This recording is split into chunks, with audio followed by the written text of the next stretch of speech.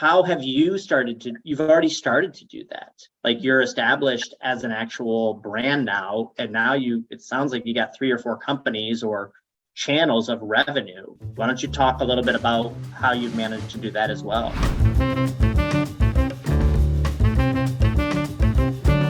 Yeah, I would say real quick, Randy, is that with TikTok, I keep losing my train of thought. We're talking about Glenda Baker. She's older. Oh, okay. So on TikTok, you can be local. You can just talk about, what things to do in Seattle, what it's like to move into Seattle, what it's like to live here. And you are probably just going to have a smaller following, and those people will send you business though. So that's a good thing. But if you want to become a brand, if you want to become an influencer, if you want to monetize a following, then you're going to want to be national. So that's my 2 cents on that. But it's really interesting right now with my brand strategy that you're asking about is I could create a course. I could go to EXP or Reel and build a ginormous recruiting business. But neither of those things are either within my principles or my end game.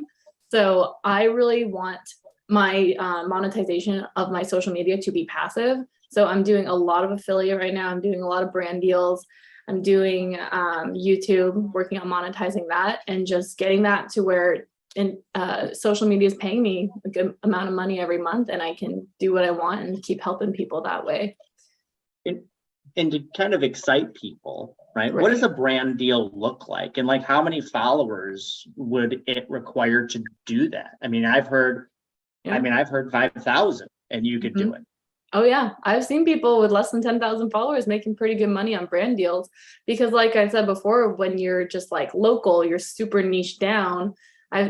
Usually maybe like a lot of like fashion girlies will have less than 10,000 followers, and they get pretty good brand deals from like fashion clothes and stuff. That's what I've seen a lot. So it doesn't take much to start monetizing, but what these brands will look at is your engagement.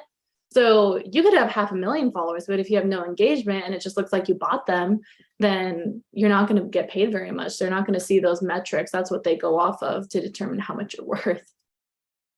Yeah, I see that all the time. Like anybody who watches this, don't buy followers. Like don't do it because like it just looks ridiculous. Like I've seen a handful of people and they're gurus. And then you look at their comments and it's all people from like Pakistan, and no disrespect to Pakistan or whatever, right? They're just from like random countries and they're like commenting with thumbs up.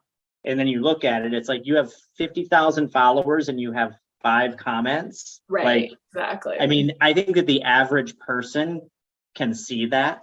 Like they see right through it now. We've kind of been conditioned to do that versus somebody that's real. It's actually real people commenting. I mean, when I personally comment on Instagram, I don't write 13 sentences. It's always like, I love what you're doing. This is rad. Keep it up. Stuff like that. But I think that that's a good point, right? It's all about how connected you are to that audience.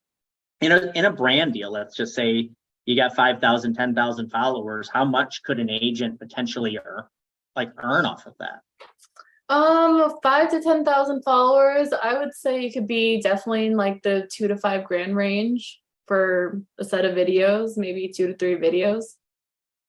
That's pretty good. Yeah. I mean, that's an extra deal, right? Like, I mean, right. I would say the brands, they're not gonna hit your inbox when you have 5 to 10,000, but doing brand outreach is a big thing that I see people with smaller audience do. They will directly like cold call the brands, right? And be like, hey, I've got this audience, I can sell your stuff. What can we do? Interesting. Wow. So, all right. Go ahead. I got a question. Yeah. So there are some, I was going to talk about how if agents are interested in getting started with TikTok, what would they do? What would you say? But Randy, what was your question though? I didn't want to dive in. No, that's great. Okay. Question. So, a lot of agents or a lot of people listening are going to be, they're sort of intimidated by TikTok, right? They feel like they're not cool enough, they're not young enough, but they need to get into it. And I felt this personally like 2 years ago when it started taking off and everyone was doing dances and all kinds of, meme types of videos that were super funny. But I'm like, you know what? I'm not that funny.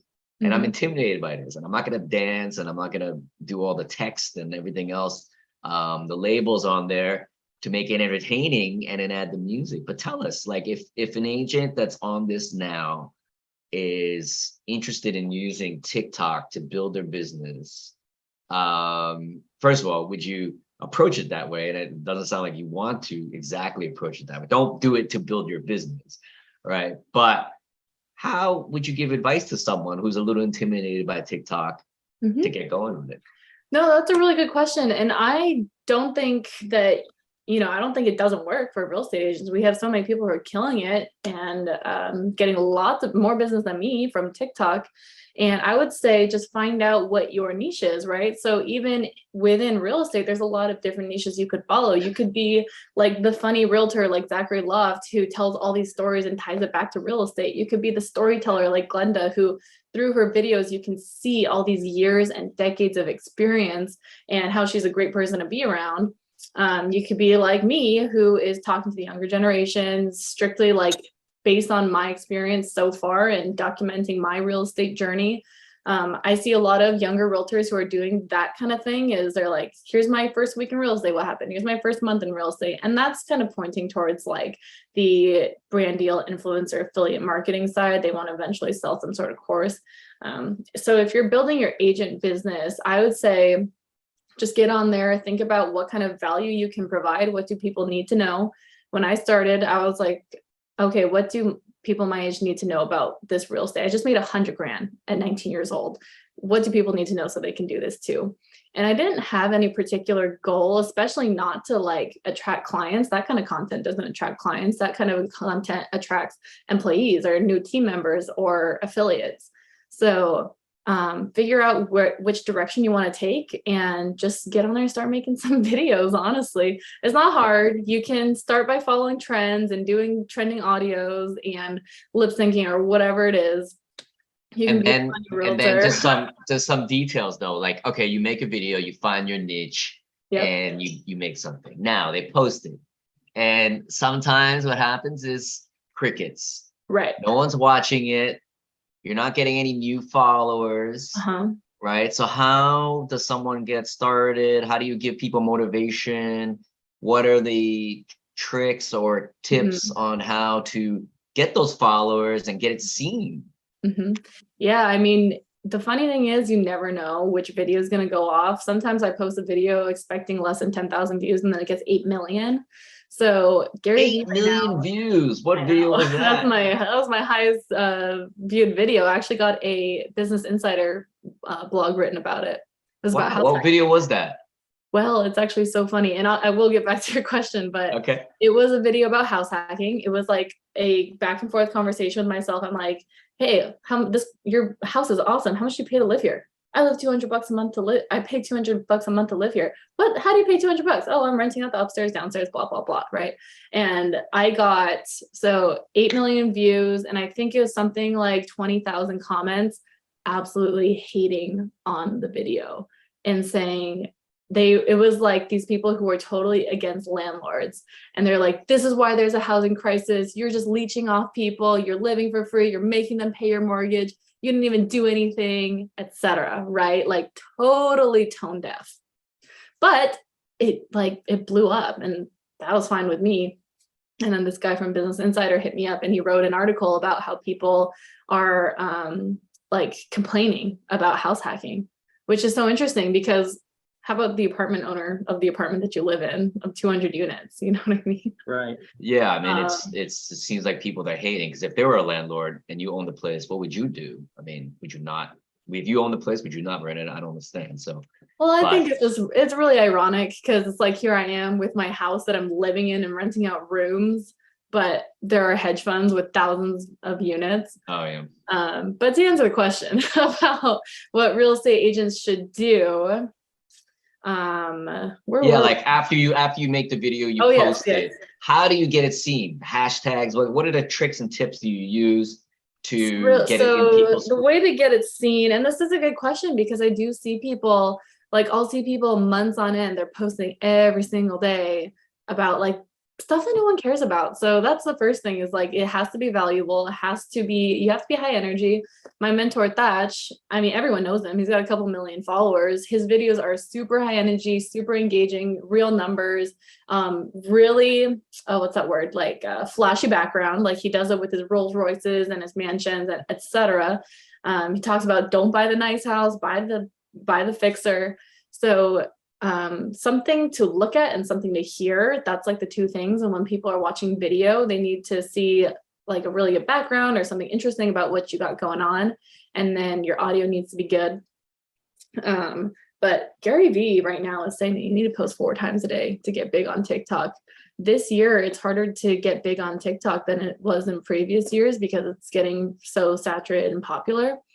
But all you can do is like keep posting every day and figure out what works. You can just rip off and duplicate other people. I always take inspiration from other influencers. I'm not doing exactly what they're doing because you look like a ripoff, but definitely drawing inspiration and seeing exactly what works for them.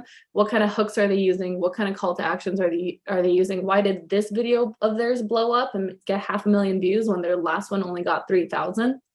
And kind of doing that market research. Like I was addicted to TikTok before I started posting. I was like, okay, I've been on here long enough. I'm seeing what works for people. Let me try this myself. And so I did go viral on my first try. On your first try? Wow. Actually, it's funny when I do think about it. It was like my first try after like a year prior, I was trying to do the local realtor thing and that just wasn't working for me.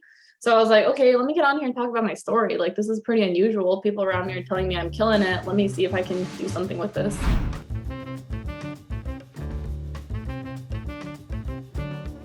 If you want to keep getting tips, hit the subscribe button as well. Thanks for watching, and we hope you get a lot out of this.